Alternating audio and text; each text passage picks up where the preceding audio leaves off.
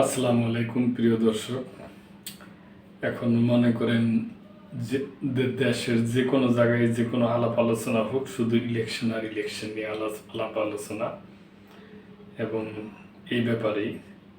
তো বাংলাদেশ জাতীয়তাবাদী দলের ভারপ্রাপ্ত চেয়ারম্যান তারেক রহমান সাহেব উনি আর কি ওনার এক বক্তব্যে বলছেন যে যাকে নমিনেশন দেওয়া হোক তার পক্ষে সবাইকে কাজ করার জন্য উনি আর কি বলছেন, ওইরকমই একটা নিউজ। মনোনয়ন যাকেই দেয়া হোক তার পক্ষে কাজ করতে হবে, তারেক রহমান।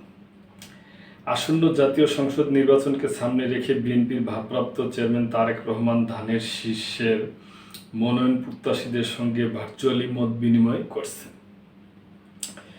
রোববার বিকেল থেকে সন্ধ্যা পর্যন্ত রাজধানীর গুলশানে বিএনপির কেন্দ্রীয় কার্যালয়ে অনুষ্ঠিত এই সভায় দেশের 5টি সাংগঠনিক বিভাগের প্রায় 3.5 শতাধিক মনোনয়ন প্রত্যাশী অংশগ্রহণ করেন। সভায় তারেক রহমান বলেন, আসন্ন নির্বাচনে যাকেই মনোনয়ন দেওয়া হবে তার পক্ষে সবাইকে একযোগে কাজ করতে হবে। যারা প্রকৃত বিএনপি কর্মী তারা কখনো দলকে বিভক্ত করবে না।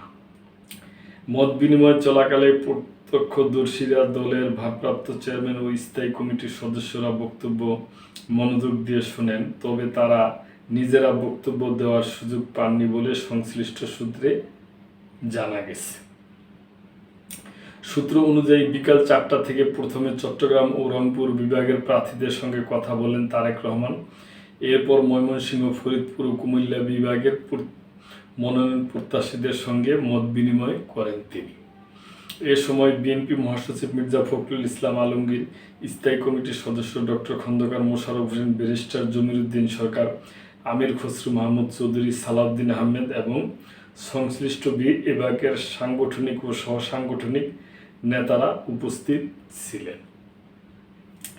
বিএনপির মিডিয়া সেলের সদস্য খায়রুল কবির খান জানিয়েছেন, সোমবার রাজশাহী, খুলনা, বরিশাল, সিলেট ও ঢাকা বিভাগের মনোনয়ন প্রত্যাশীদের সঙ্গে ভার্চুয়ালি মত বিনিময় করবেন দলের ভারপ্রাপ্ত চেয়ারম্যান তারেক রহমান।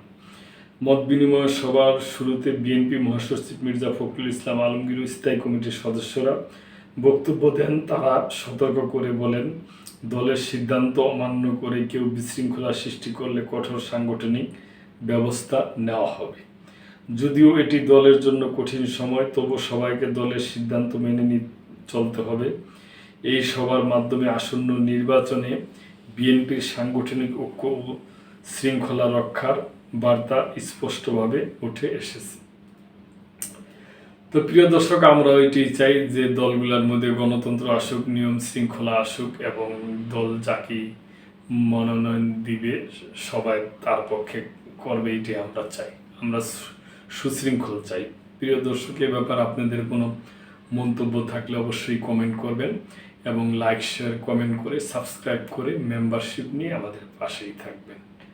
আল্লাহ হাফেজ।